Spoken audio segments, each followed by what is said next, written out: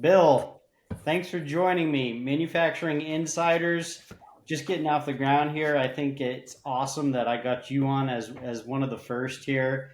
The Hilbert name is synonymous with manufacturing in Erie, and um, I wanted to talk a little bit about that, just kind of how it came to be. You're working at PHB, your dad, Red Dog Industries, a lot of family Mhm. connections there.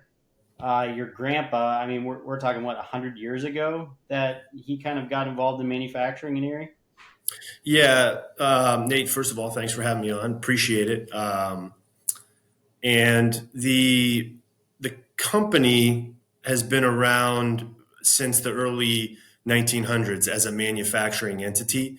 My grandfather first started his apprenticeships in tool making in the late 40s probably, and worked his way through his apprenticeships. He was a tool maker for 25 or 30 years before he even got into more of an executive ownership role, and started Red Dog Industries after working, I believe it was Right Precision, which was a long time ago.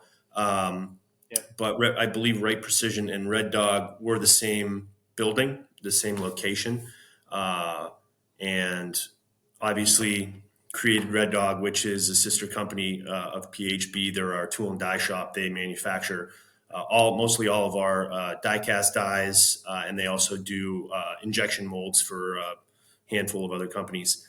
But my dad, my uncles were all in the business. My dad and uncle still are. As you mentioned, my dad is still running Red Dog over on East 33rd, and John has been at PHB for almost 17 or 18 years, I think. Wow. And PHB was incorporated as PHB in 1984 under my grandfather and two of his business partners. And then probably 4 or 5 years ago, uh, those other business partners were bought out, and it officially became a sole Hilbert owned company. Gotcha. So, so tell me a little bit about your grandfather. I guess it must be pretty interesting being the third generation in the business. Actually, I believe there's four generations in the business now in some capacity, right? Yeah, I have. So essentially, it all started with my grandfather, and then my dad and his brothers were at Red Dog. My uncle Joe was at Red Dog for 25 years, I think, before he decided to pursue other things. And John came out to PHB when my grandfather was stepping away a little bit more. Kind of entering a semi-retirement phase. Was always involved, wanted to be involved until his passing. And then my dad has been doing and running Red Dog Industries his entire career, which is about 40 years, I think. Okay. But my grandfather is he grew up in that time where you know he started out as riding his bike around delivering papers. He's had so many different jobs. Grew up on kind of the eastern side of Erie, kind of down by where I call it the stadium, is the football stadium Yep. at 26th and what would that be? State. Yep. And always a very motivated individual. He always had to keep himself busy. Was always interested in working with his hands, and which is why I think tool making, which is an incredibly important craft and trade, even in 2024, it's getting more difficult to find the not necessarily the talent, but the interest in that type of work, in that type of trade in Yep. 2024 as compared to the past several decades. But he was always a guy that and he certainly taught me a lot. I know he taught my dad and my uncles a lot, but he was all about hard work. He was all about an honest day's work, and providing for his family, and always kind of okay, I've gotten this far, so what's the next step? What else is left? What can I do?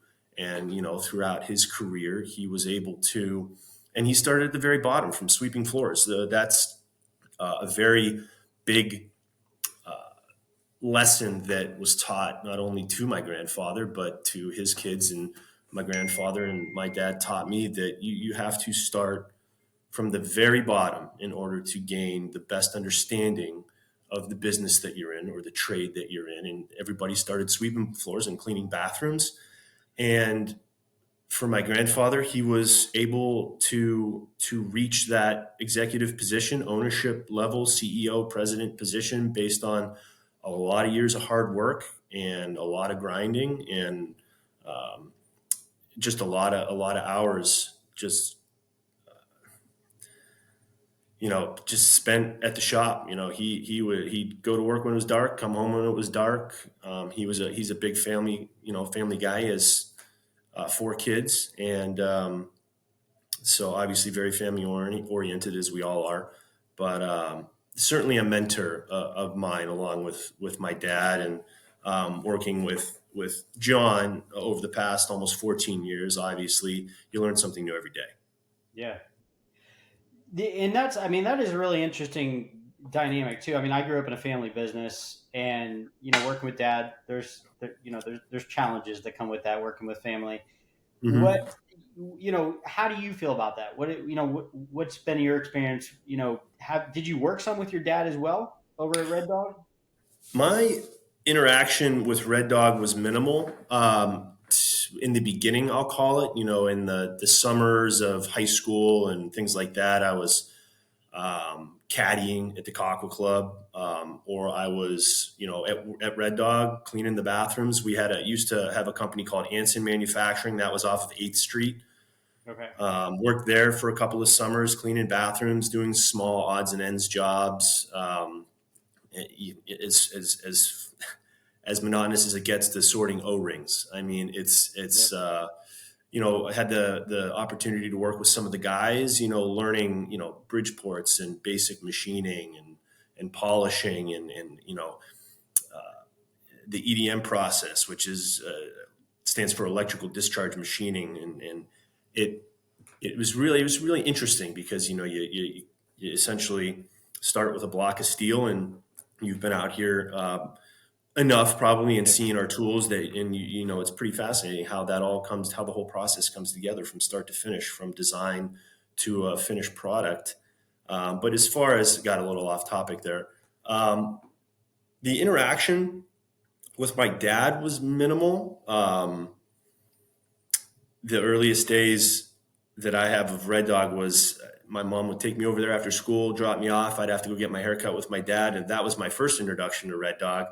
It was always cool when you were there because he'd take you around and look at all the big machines. And I have a lot of respect for my dad and my grandfather and my uncles, and all the time and energy that they've put in, and working together. I'll always remember my dad and my uncle, who were at Red Dog for a long time together. I think they said in their entire careers to date, before my uncle went out to PHB, they got in one argument. So I Wow. think that shows a lot about, our family. I mean, we work well together. We don't try to certainly step on each other's toes or anything. I don't even know if that's the right way to put it. Um, but the interaction wasn't. I was always working with someone else. I think I know that my dad and John, when I came out to PHB in 2011, they wanted to remain in the background. They didn't want to interject themselves into my education and my training and things like that. Because obviously there are completely and totally competent individuals working for both companies that were able to teach and train me and get to help me through the many years of being a PHB. And you're always learning. But I've my initial aspirations when I entered college was I wanted to be an airline pilot. So I started a flight technology program at Kent State. That was a lot of fun. I got to about the middle way through sophomore year, and I don't know what really. I still have a passion for aviation. Still do some hobby flying when I find the time. Um, That's cool. but it's something about it's not necessarily something that you have to do or you feel obligated to do. It was something that I wanted to do, Hmm. and so I changed my major and started in business and went through obviously the motions of college and graduate school at Gannon, and kind of the rest is history, as they say, because 2011 and here we are today in 2024, and it feels like it's been about an hour and a half. I mean, Yep. time just it just flies by. And once, start a family, get married, all that, time just continues to fly by. And it's been a great um, adventure. And the one of the best decisions I've ever made was choosing to redirect my path to the company business. And it's an exciting industry, die casting, machining, molding. There's never a dull day. Yeah, and you guys make some awesome things. I want to talk a little bit more about that, but I want to get back to your phraseology there. You said going through the motions of the education, which I think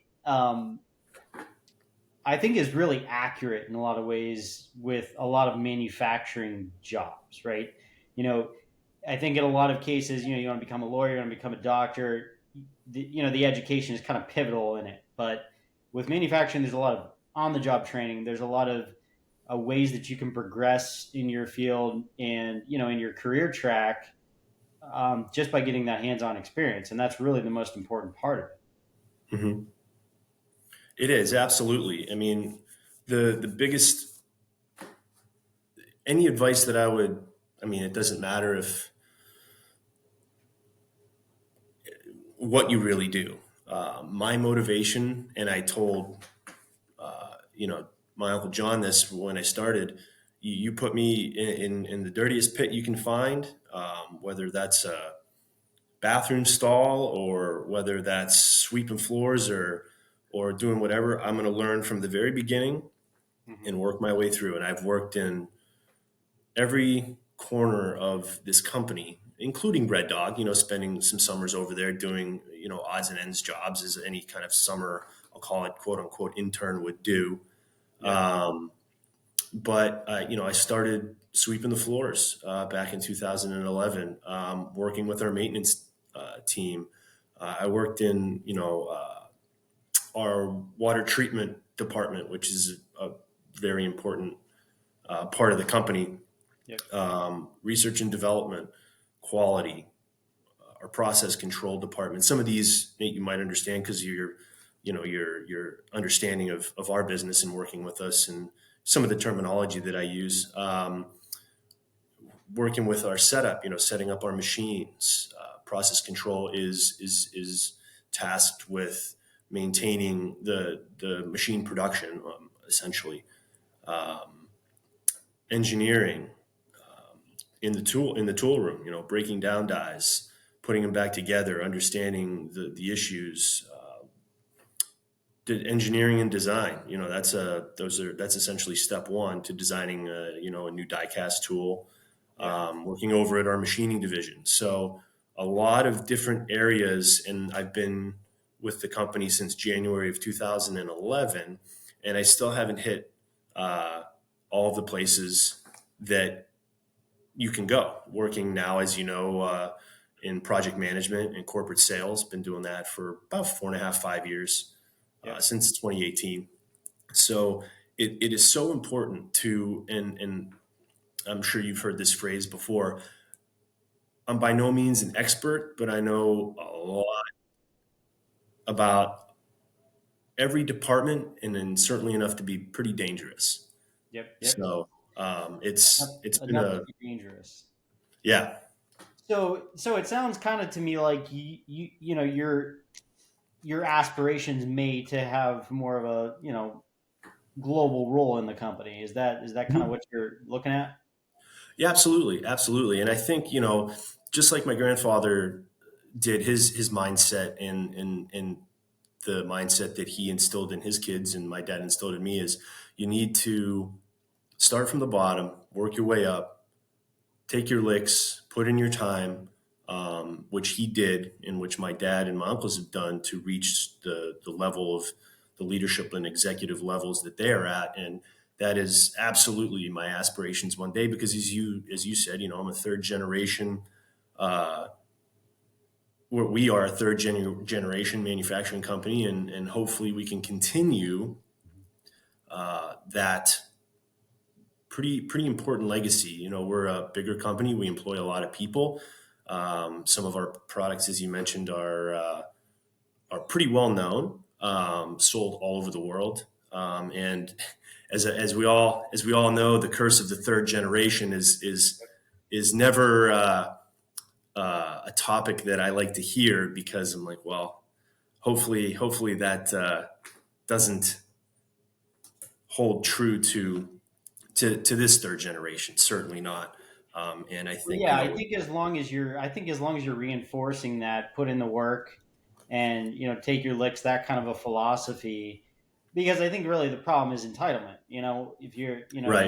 you're born into it, you feel like you're entitled to a position, you can just step right into it. And Hmm. if you didn't learn all of the areas of the business, you didn't spend time in the sales, the engineering, maintenance, you don't get it. You don't know what that work is. Exactly. One of the things, and I've seen people, I know people that have kind of, that are in a similar, that have the, family businesses and things like that, and they step into more of an executive management role. Right out of college, they get their degree, or they want to continue their education, get a master's degree or what have you, and step into that management role, and that's fine. I mean, that some companies don't necessarily have as many moving parts as we do. Um, but one of the things that was so important to me personally, um, starting at the shop, was gaining the respect of the employees Yep. that hopefully someday will work for you, and you can count on them to put in 110%, knowing that here's a guy that didn't just step into you know vice president of whatever. He took the time to learn every aspect of the business, and that was what was most important to me. I know I wanted to learn, maybe not everything, but a good amount about everything before I would ever consider myself worthy of an executive level role in the company. And as I said, I'm still learning. I'm still going through different education training roles right now. As I said, project management, engineering, corporate sales, um, all very important aspects of the job. Yep. No, I think that's gonna be so valuable when you're when you're running the company, essentially understanding of those roles. My business, that's tough too. I mean, I have developers; they do coding. I don't know how to do coding, but I know when something's wrong. I know Hmm. enough to know that it's just not going quite right. We need to figure this out. But yeah, one of the things I've always respected about you is your leadership demeanor. I think you have a really good, I don't know what the word is, aura about you. You command respect, but you're also humble, and I think you also are very quick to admit when you don't know something, and I think those are very important leadership characteristics. Appreciate that. That's definitely, as a family, I like to consider, the Hilbert family pretty humble. We like to maintain a low profile. Um, and it's always how we've been. We don't need all the lights and the big, showy stuff. It's just, we want to, come to work, do the best job we can, provide as best we can for our employees. And we think we do a pretty good job at that. Yeah, I think most would agree with you. What's your take on our region as a kind of the economic drivers behind it? I feel pretty strongly about manufacturing. I feel pretty strongly that that's the core of our region, and the more we try to get away from it, the Hmm. more we suffer. Um, and there's people that are argue for tourism and for a lot of different kind of entertainment centric ways of building our economy, moving new companies here. Mhm. what do you think is the solution to our obvious economic problem? Hmm. That's an excellent question, Nate. I think it's a lot, kind of, in our business, I've been noticing, a generational shift. And I've said this to a lot of people. We have a lot of retirements that have been ongoing and upcoming. Yeah. The mid 50s and the mid 60s, everyone's working a little bit longer now. And we're starting to see that mass exodus, I'll call it, of everyone's coming of age and they have put in their time and they want to retire, go enjoy life, which we certainly appreciate and respect. And they certainly deserve 100% of it. Um, the younger generation, I think technology, I think the lack of understanding of what a job, specifically trades, electricians, plumbers, tool and die makers. We push as a company within the manufacturing realm. We push those types of things so hard. Um, I feel I feel like life after high school is becoming a little different for the younger generations. I think maybe some people aren't really as motivated to go to college. We push the mentality of you do not have to go to college, get a degree, graduate, and work for the next 25 to 30 years, paying off what you went to school for. I want the younger generation to learn that trades are an invaluable thing, that an invaluable profession that can earn you a more than sustainable living wage. Yep. You can avoid a lot of debt in the form of student loans, things like that. I think just global, the world. I feel personally, Nate. I think the world is just in a rough spot at the moment. COVID. In my opinion, it seems like COVID was 15 years ago. It's like what happened? All of a sudden it was here, and all of a sudden, I mean, it was gone in a heartbeat. I mean, it was crazy.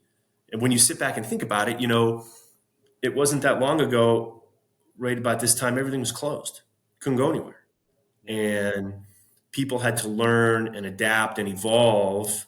Remote, remote work. I mean, it that has been crazy.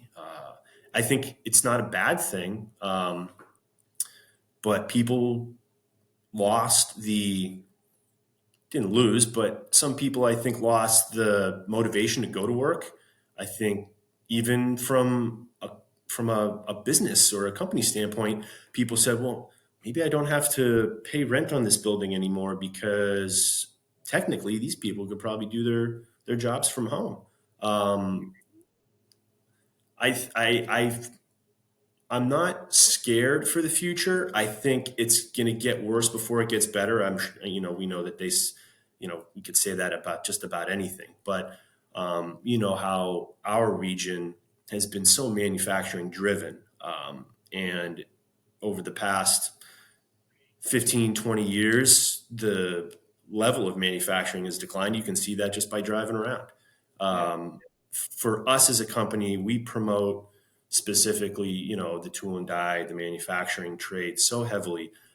We have started, we're hiring as many as we can. We skilled and non-skilled labor. Again, and when I hate to say this, when the government was handing out checks, it killed a lot of the motivation. People could figure out, well, I could probably just sit at home and wait for that check to come in the mail, or I'm gonna, use this government program or something to my advantage until it runs out or exhausts itself. Right. I think, and I sense that the economy is going to get a little bit worse before it gets better. from a manufacturing standpoint, but I truly feel like there's going to be something in hopefully the not too distant future that brings it back a little bit, mainly in our area. I mean, and it's still relatively strong. I mean, you have a ton of manufacturing companies, and these don't have to be, these grandiose big manufacturing companies. You have, everything from a machine shop that's in 1,000 square foot building to a place like PHB that's 500,000 square feet. So I think if I hopefully didn't ramble on too long about your question, I think it's going to get a little bit. I think it's going to get worse before it gets better. In a nutshell, essentially. But I think the future is bright. It certainly is for die casting. I mean, my grandfather used to tell me, and my dad and my uncle used to tell me that people said, "Oh, die casting is a dying industry. It's not going to be around," and that was 30 years ago. Yep. And we're here, and we are extremely healthy, busier than ever. So I think it's going to remain strong, if not get stronger as time goes on. Yep. Yeah, and I mean, we see the die cast parts you guys make. You're going in washer machines, Mm-hmm. heavy duty engines. Yep, Um, we do. We make. I mean, our market segments are not broad, but automotive, uh, very ingrained in the automotive industry. Home appliance, the KitchenAid stand mixer that everybody has on their countertop, whether hopefully they use it or if it's pure decorative, that's okay too. Um, Military electronics. Um, yep. lot. I mean, those are our top three. Commercial laundry, as you mentioned, the we make a component for the top load washer for Whirlpool Corporation. I think it's top load. I don't think it's front load, but I I could think be you're wrong. right. But yeah, we have. It's nice to not have to set our efforts around one or two main customers. We have a very healthy book Yep. of business across all different types of market segments, and that we provide parts all over the world to people. And I think that's a really, really important concept for a lot of manufacturers. I know a lot of them are aware of this on a surface level. We need to diversify. We need to make sure that one segment of the economy is up, and the other one's down. We have something in Mm-hmm. both, just kind of a hedge. So you guys have been, fortunate to have that. Mm-hmm. Do you have any advice for maybe a smaller manufacturer? You guys are what, around 500 employees? Yeah, a little less than that probably is from a corporate level between both divisions. So somebody that's got 100 employees, they're scarily, a little bit too focused in, whatever the aerospace sector. What would be kind of your recommendation for them for how they might broaden? I mean, a lot of companies have one or two big customers that carry 60% of their yearly revenue, which is okay, but that's a lot of Eggs in one basket. it's a lot of eggs in one basket. I mean, diversity is something that specifically over the past many years that we as a company have wanted to not mitigate the risk, but diversify. We've taken on a couple of new customers that have really helped spread that diversity out, which is great.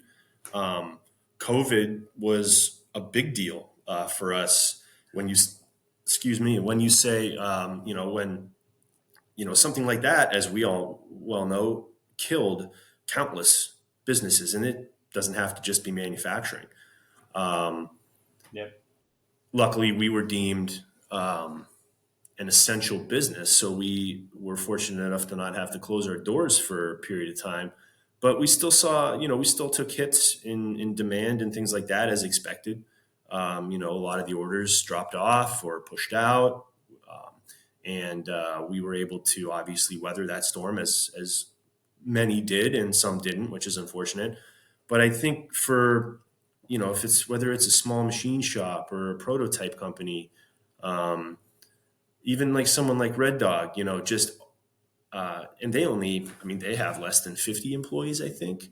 PHB obviously is their biggest customer, but they have, a company like Rubbermaid. I mean, they've had Rubbermaid for 35 years as a customer, um, and a slew of other customers. But from those smaller shops, you never know what's out there until something just comes knocking on your door. I mean, it's crazy what you don't know what you don't know. So from a sales perspective, we obviously rely heavily, which is why we're so ingrained with the you and the We Create team in our website. I would say to kind of segue off of that, I think a healthy website is very, very important because I'm sure you can attest to this, Nate, that we rely on pretty much all of our RFQs through Google searches and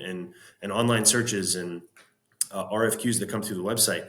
The day of the salesman, I will say, doesn't really apply to us anymore. We don't have guys walking around knocking on doors saying, "Hey, can I come talk to you? Let me tell you what we can do for you." Things like that. Yeah. We get countless inquiries through our website. So one piece of advice is I would say, if you haven't looked at your website, if you don't have a website, or if it could use a little sprucing up, I think that would be, and all of the SEO work that we've done to develop, the keywords and all of that, I'll call it terminology that I don't understand as good as you guys. That has turned us around. That's how we got one of our newest commercial laundry customers was through our website. That's awesome. Yeah, and I preach it all the time. I think it comes, I think it's received a lot better coming from you because obviously it's my business. But and I didn't want to spend too much time on the topic, but I think it is important just for other manufacturers that are looking to diversify, looking for new customers. The outside sales is tough. I mean, I think manufacturers are over solicited these days. You guys get Mm-hmm. approached for literally everything. People want Everything, donations. everything. People want to sell you all kinds of services, and Yep. you're programmed to shut them down. You don't want to hear from these people all the time. You got work to do. Right. So kind of setting yourself up so that when people are actually looking for what you offer, you're Mm-hmm. there. I think is really where you need to be. Right, right. One of the biggest things for us right now is, and it's a good thing, is a lot of the reshoring. We receive a lot of quotation requests for uh, products that need to be quote unquote made in the USA or American made, and a lot of the bigger companies and that are involved with that are reshoring and having to move things away from that offshore low price Yep. type of offering, and obviously that we just can't be sustained here. But it's definitely a good thing. I think that's to kind of revert back to the economic question. I think the reshoring efforts and the efforts from government officials and corporations as a whole to bring those products back to America and bring them back to the American worker. Um, and it's gonna hurt financially, but the can't remember what the acronym is, but buy American made or buy American. It's the one something that obviously the government has been working on, and we get a lot of people say, "Hey, this has to be a domestically sourced product." You know, what can you do Yep. for us? And we go from there. Yep. Yeah, and I think that would be a huge benefit. It is such a complex issue because you have, kind of the tariff and the reshoring side of things, Hmm. but then you also have what's really been the big challenge in the past 3 to 5 years, and that is, finding the employees to actually do the work. Hmm. And you guys are pushing that. I see a lot of manufacturers pushing it, the NTMA is pushing it, the MBA is Yep. pushing it. these ideas, let's get in front of the kids at school. Yep. Let's try to get them interested in manufacturing. And I feel like those things are making some incremental progress, but I don't feel like we've actually hit the solution yet. It's a branding problem. I would And so agree. how do we rebrand manufacturing to make it more appealing? And I think another issue too is that the COVID period gave people a really remote philosophy on life. Hmm. We hear a lot of people talking about the nomadic lifestyle, and hey, I want to be able to work from a boat and things like that. Right. Obviously, if you're working in a manufacturing facility, you're not working from a boat, Right. but it can afford you those opportunities later in life and give you a lot more financial stability. What is the branding solution? How do we get this message to make manufacturing look appealing, to help kids understand what their long-term goals in life are and align those with what their current choices are in their profession? That is probably the hardest question I think to answer. We go around to you know all the high schools. Every single high school in our region. We go around. We go to career fairs, job fairs. We go to manufacturing day. We're pretty ingrained with the Manufacturing and Business Association in town, and it is, I don't even know how to put it into words because it's so difficult to try to communicate, hey, manufacturing or a trade, or, here are the advantages. Let's set up a whiteboard like the one right behind me, pros and cons of, do you want to go to college or do you not want to go to college? What are the benefits of going to college? What are the benefits of not going to college? It's I went to I think it was out in Iroquois maybe, or Harbor Creek, a year or two ago. Couple people weren't A couple kids were just graduating. You have to ask the question, who wants to go to college and who doesn't want to go to college. As we all know, that continuing your education is great. I mean, it is there's absolutely nothing wrong with that, but it is only getting more expensive. And those who don't have scholarships or things like that have to take out the loans and bear the burden of the pretty much full cost, depending upon where you go. Like I said earlier, it takes years to pay all that off. From a rebranding standpoint, I don't. It's tough to try to communicate that and try to explain it maybe correctly. Um, like I said, what we do is we go around to all the schools. We try to get in front of as many kids as we can and say, hey, this is a well-paying job that you can provide for your family. You're not going to be in debt. Um, to your point, Nate, it's definitely not where it needs to be. I think the manufacturing community as a whole has a lot of work to do, but it's finding that right note, finding that right chord, essentially, to get the idea through to the younger generation that this is. I mean, you can't sit at home and you can try to make money on social media, or you can try to do this, that, or the other. Go be a YouTuber or a TikTok person or whatever. But I don't know what's going to put, 3 meals on your table every day. Mm-hmm. And it's not easy work. Manufacturing, any labor intensive job is not easy. Mm-hmm. Um, do I think that from a wage perspective? I mean, I think it's extremely fair. I mean, you can, but there's so many, certain trades obviously carry different, um,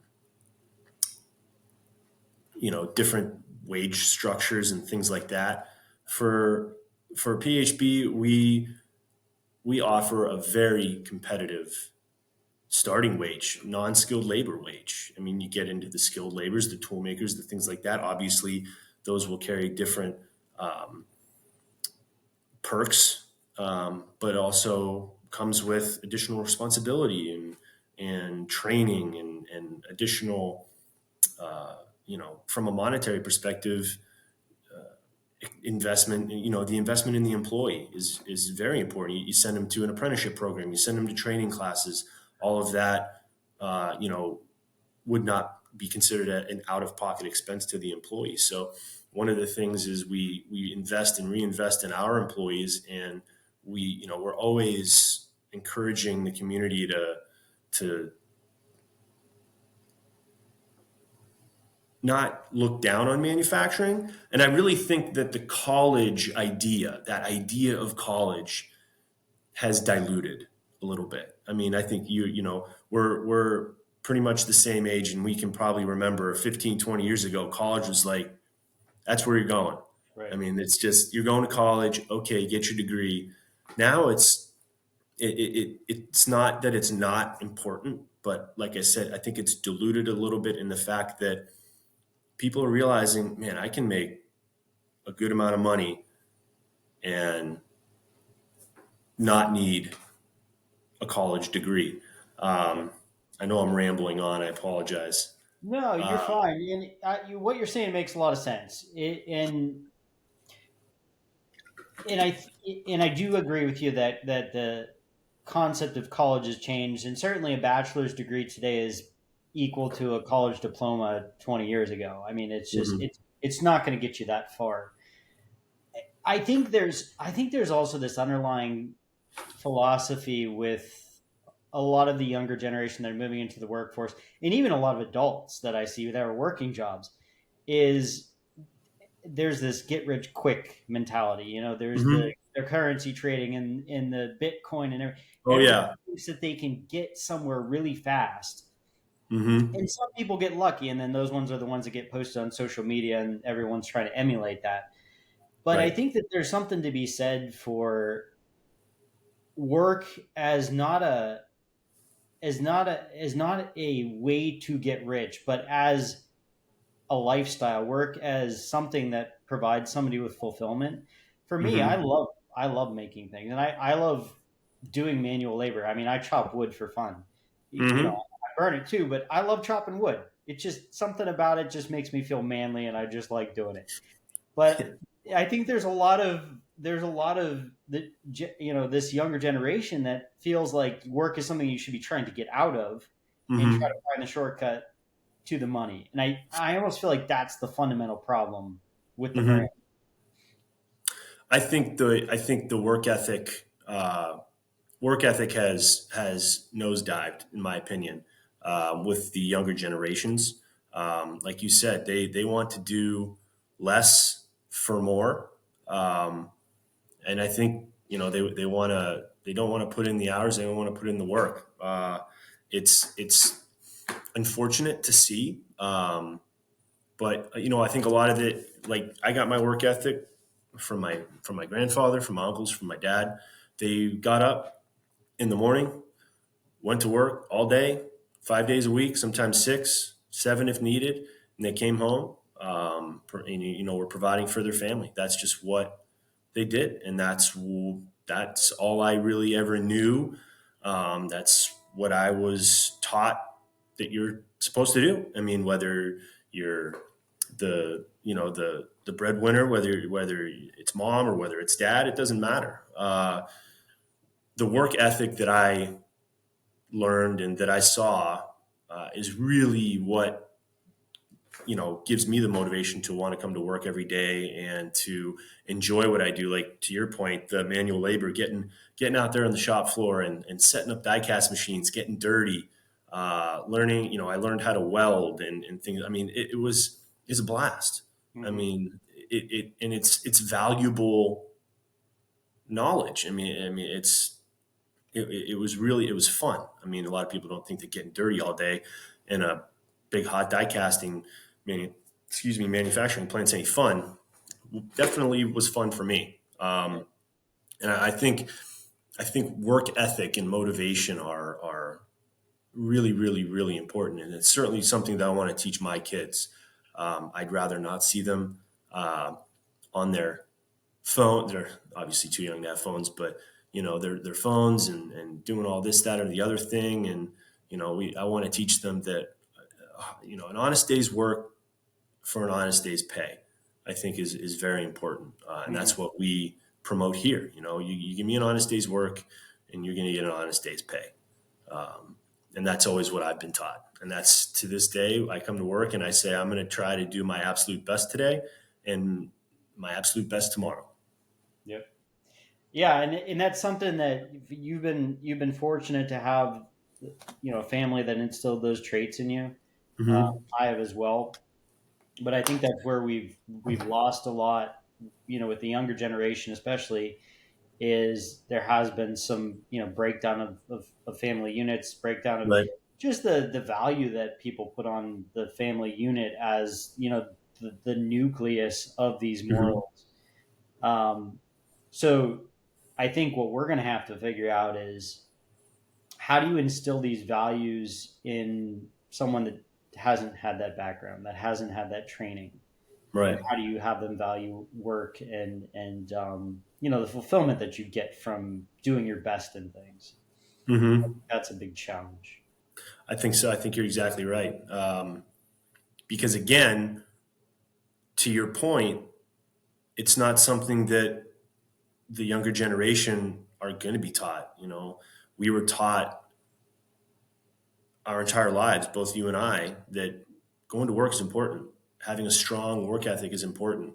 And I wouldn't know the first thing about how to teach that to a younger generation who wasn't fortunate enough to maybe have a family dynamic that allowed that to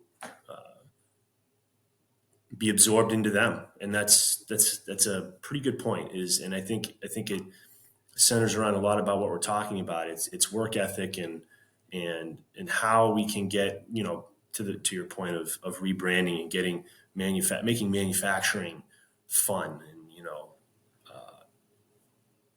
exciting and getting people in the door and hiring the young folks, because right now we're an extremely green company.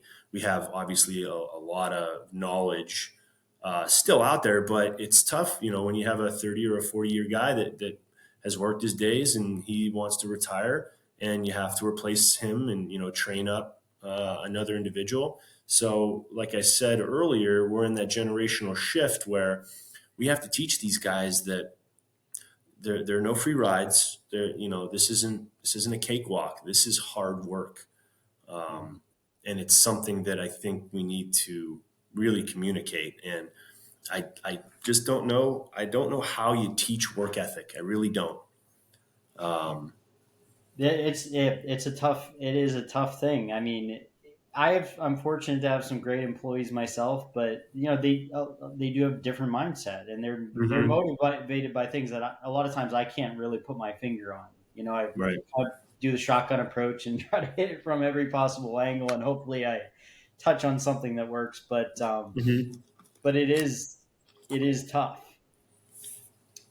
And I think you've got an awesome family. I mean, you have 3 kids now, right? Yep. 3 kids. 2 sons, daughter. Yeah, both 6. Brady's gonna be 4, and then Claire just turned 5 months. Yep. Yeah, and I mean, I think it's incumbent on guys like us. I mean, that's doing our part in a way. I Mhm. mean, that's the most we can do for our country and for society is have good kids and raise good kids. I think a lot of parents, I think a lot of middle class, upper middle class. I've run into this a lot. Everyone's thinking about, well, I'm not making enough money. I want to have Mhm. more flexibility to travel. It's like that stuff was only going to get you so far. Right. You can only travel so much. You can only have so much fun, and you're Hmm. never going to have enough money. I mean, that's just the bottom line. Never. I think you need to bite the bullet and have some kids. I think that's the bottom line. I think so. I have several friends who are still living the bachelor lifestyle, and but they're all full time jobs. They're busy. Whether or not that's a choice or whether they just haven't found Mrs. Right yet, I don't know. I was always, again, it just goes back to how I was brought up and what I saw as a kid. My grandmother, my grandfather, my entire family have all have fairly big families, at least 2, 3 kids. We're very family oriented. I met my wife Helena back in not long after I started working here in 2012, Mhm. late 2000, well, late 2011, I think it was. Got married in 2017, and Claire was born in December of last year, and she was the cherry on top of the cake. And we're a very, very happy family of five, and it's the best thing. And I mean, having kids and watching them grow, and trying to instill the same qualities and things like that in them that you uh, were taught and got as a kid from your parents, I think is really, really important. And yeah, the I want to go here. It's funny that even I have the people I know that travel every weekend and go to this, that, or the other thing. I'm like, I couldn't imagine doing all that. I just couldn't. I mean, even if I didn't have kids. Um, but yeah, you can never, you're exactly right. You can never have enough money. I mean, it's just, that's life. You gotta appreciate what you have, and just love every single day. Kiss your kids as soon as you get home, as soon as they wake up, as soon as they go to bed. It's even though I'm a lot grayer now, it's still the best. It's still the best thing. As they say, family is always number one. In my opinion, it will obviously that will never change. And then work and any corresponding or auxiliary activities fall to the wayside when it comes to family, because that's so important. And you think about it, I think about it all the time, how short life really is in the grand scheme of things. Before you know it, you're essentially the ghost of your children's future. I mean, you're just simply a memory, and what you can make with the time that you have is so important. I agree. Yeah, that's great advice. What are you reading right now? Are you a reader? I'm a little kind of. I have to be in the right mindset. I read. I do some audiobook reading, like, well, Okay. listening, I guess. Yeah. I read some,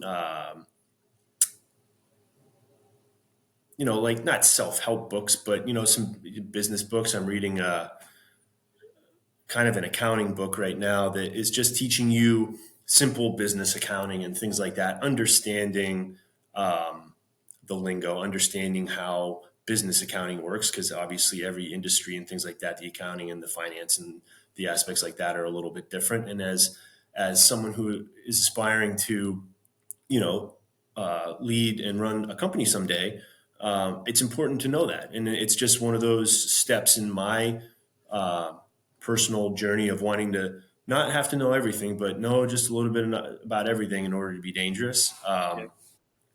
As to be honest, I mean, we're so busy. I wish I could read more, but I feel like I wake up, go to work, come home, kids' time. By the time they go to bed, it's about 8:30, and I'm exhausted, and I could probably read maybe 1 or 2 pages, and then I'll fall asleep. So I wish I I could read more. yeah. I just I love the thought of reading. I really do. I mean, it's just sitting down with a good book. I've read a couple of John Grisham books and things like that, but I like to read biographies and I call it true story type type things. I'm not really a big fiction person or fantasy book reader, if you will. Um, Did you ever so hear that book? essentially, in a nutshell, I just don't. I would like to read. I just don't have time. I understand. Yeah, I mean, I used to have time. I'd read a book or a chapter, a couple pages at least while I was eating my breakfast. But now it's like I wake up, Livy's up, Hmm. right after I get up, and it's like I got to feed her breakfast and all that. But Yep. I started reading this Rockefeller's letters to his son. Okay. So he wrote, and I can't remember what the number is, like 30 letters or something like that to his son throughout the Hmm. course of his career, from when he was really young until he was integrated into the business. But I just kind of thought of you with that, because obviously your sons, and Hmm. potentially getting them involved in the business down the road. But he has some really, I mean, he seems like a great dad. I know the guy's probably taken a lot of criticism over the years, but he always had really good advice. Whenever his son was in a tough spot, he had some great things to say to him. But that might be something you might Yeah. pick up and Send take a me, look that would at. be great. If you could send me the link to it or something, Yeah, I'd like to look into that. I really would. yeah, I've enjoyed it. I think you would too.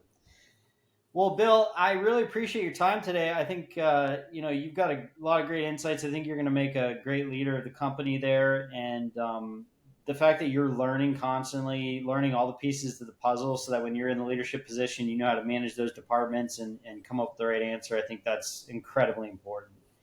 But I appreciate, this is my first one of these, so it's been fun. Hopefully I didn't ramble on too much. no, you did Was great. able to get my points across uh, without too much elongation of of words and sentences. But and I'm super passionate about our business, about our industry, about our generation and the future generations.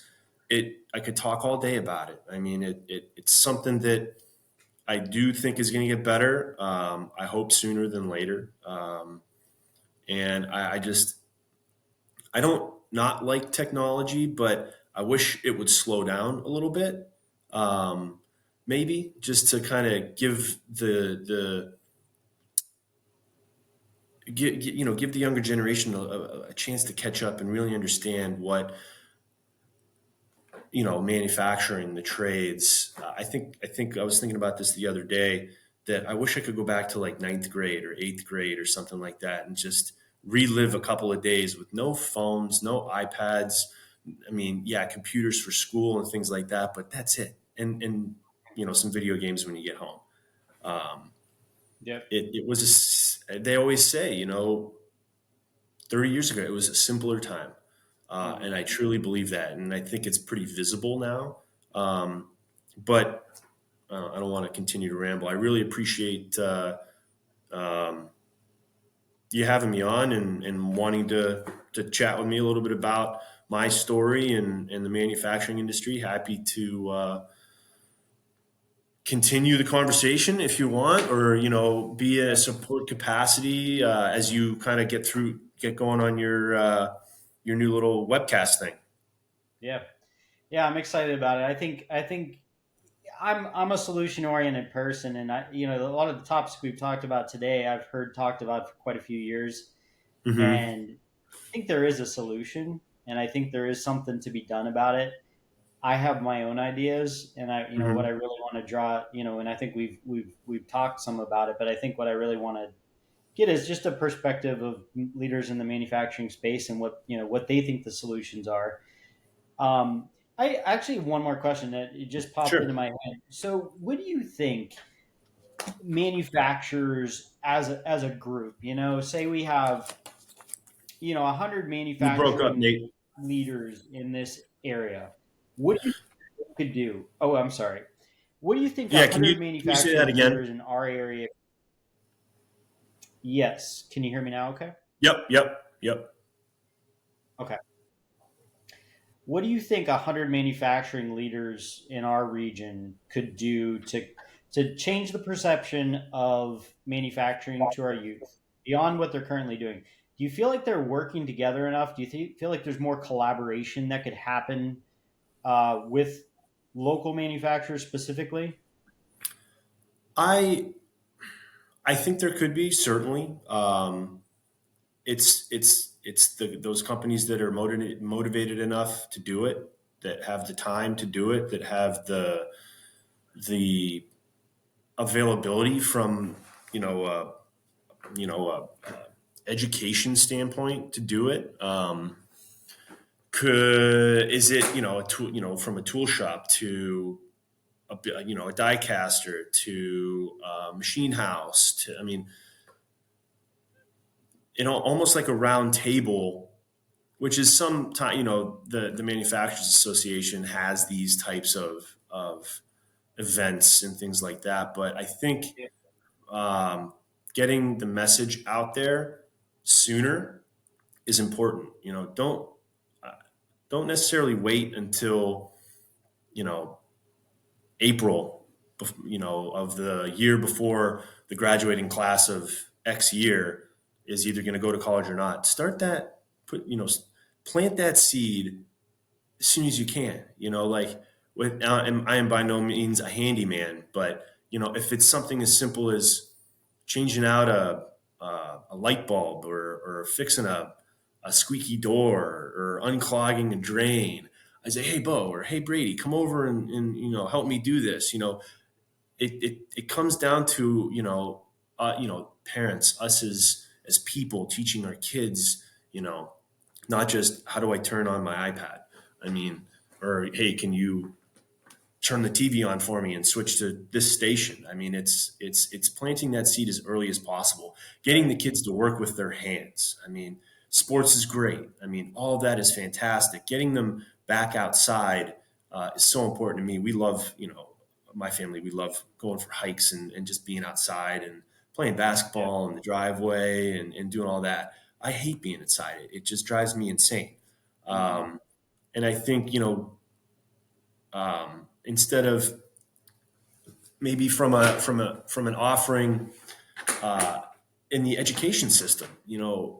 It doesn't have to be language arts, social studies, science, math. Hmm. Let's get back to the technical aspect. Let's go, bring back shop class and things like that. I mean, I think would Yep. be so great and so beneficial in order to promote creativity and you know kids don't even know what they're interested in until they're exposed to something. I mean, they have to be exposed to it in order to know that they're interested in it. Would I want to be a welder for my entire life? Probably not. Do I think it's an excellent trade that pays very well? Absolutely. And am I very happy that I was exposed to it and was motivated and interested enough to learn more about it? I mean, I'm by no means certified, but it was fun. I mean, I love to do it. I think it's a blast. And like I said, getting the exposure out there as early as possible, I think, is super important. Yep. Yeah, you're right. And the message needs to be reinforced over and over. When you were talking about kind of reinforcing those messages to your kids, I thought about the way that kids, they want to be a firefighter, they want to be a police officer. And like my little girl likes Paw Patrol. And so she's Hmm. watching Paw Patrol, and she's like, "Oh, I want to be a firefighter." Where did she get that? She got that from watching her little hero dog friend, fight Yep. fires. There's nothing like that for manufacturing, is there? There's nothing that promotes a Nothing. message of this is a guy. Look at this Bob the welder, man. This guy Yeah. makes things every day. Yeah. How cool is that? Exactly. Exactly. My son Bo is fascinated with Lightning McQueen.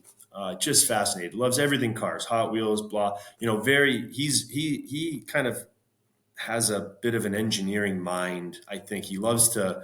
He has those wooden trains that that you put together. You make a big train track. He'll fill the entire my entire living room train tracks, and it is this. I'm like, I get kind of flabbergasted because I'm like, holy cow, you just assembled this entire thing that is an actual track. And I mean, it's pretty amazing. So, whether maybe he's interested in cars, he can be, maybe he'll be a mechanic someday, or maybe he'll be a train conductor, a train engineer. My son Brady loves animals, everything animals. So I'm like, well, you have to keep that interest. You can't let them lose sight of something that they're really interested in young, because okay, you're going to be playing with this light up sword one day, and then the other next day you're playing with this and that and the other thing. Seeing what they're really truly interested in. My son Brady, as I mentioned, is a big animal lover. Oh, maybe he's going to be a veterinarian. Maybe he's going to work at the zoo. Maybe he's going to be a marine biologist. I don't know, but yeah, I don't want to. I mean, personally, I want to keep that interest. As many as ridiculous number of cars as my son has, I deal with it because he has hundreds. But you got to keep that spark Yeah. lit, and don't let that pilot light blow out. I mean, you got to keep it going. And obviously, we're not going to teach our sub 5, 4, and 3 year olds anything about manufacturing, but getting the message out there early on is really important. Yep. Yep. Yeah, I agree. And so I think what we decided is we need to somehow glamorize. We need to Yeah, uh, you got to beautify it. beautify it. Have some shows produced about it. I was also thinking, how like the firemen have like this calendar, the Yeah, fireman calendar. The cops do it too, so they take like the most whatever aesthetically pleasing firefighters and put them in here. I was thinking, exactly. you'd be a great candidate. I mean, I think that you would fit into that calendar well. I'll be October. Maybe, That's my birthday month. yeah, October. Okay, we We'll got get a it. couple, some electricians, couple of welders, couple of plumbers. Yep. Well, I guess that's what we'll have to shoot for. I'll have my graphic design team get to work on that. We just need a shirtless shot from Send you. you a couple poses. I'll send you a Yep. couple poses. Yep. I'll have my buddy Pete take a couple of snaps. Pete Gorney. Yeah, I love Pete. He's a cool guy. yeah, yeah. We have a good team. I mean, great team out here at the shop. It's really great, and can't say enough about We Create and your team, and how appreciative we've been over the years that we've been able to do business with you. And as I said, our website is our salesman. We are, we're a little more, we're busy, which is great. We're a little more selective in the quotations that we choose to pursue. Um, but every day we're getting inquiries, which is great. Whether it's junk or whether it's something, they're still coming through, which is great. Yep. That's awesome. And it wasn't always that way for you guys. No, no, it wasn't. And I think, going back to the folks that might have a little bit of money to spend on their website, the smaller companies, the things that are looking to diversify a little bit, it truly has made all the difference in the world. Hmm. And it couldn't have been the return on our investment and continued partnership with you and the We Create team is invaluable. Yeah. So Good. Well, I'm glad to hear it. That's why I enjoy doing what I'm doing. I love the manufacturing space, and I love when I can, help a company, achieve their goals and become more successful, and really just create a little bit more stability. Because I think stability is the main issue that I hear with manufacturers being too dependent on one or two customers. The economy changes, their business goes down. When you're constantly getting in new opportunities, you get the ability to be a little bit selective and to right, diversify. Yep. Cool, Bill. Well, hey, thanks a lot for joining today. I you're enjoyed chatting welcome. with you. Hopefully, Yeah, we can absolutely. talk some more in the future. Maybe you and I can go grab a beer or something. That sounds good. Yeah, I'd appreciate it, Nate. And let me know what you need. If we can continue to drive the message, I'm all for it. And I know everybody here at our shop would echo what I'm saying. Yep, absolutely. Cool. Well, All right, get buddy. back to work. All right. Thanks, man. Thanks. Good to All see right. you. We'll talk to you soon. All right. Sounds good. Bye. All right. See you, Nate.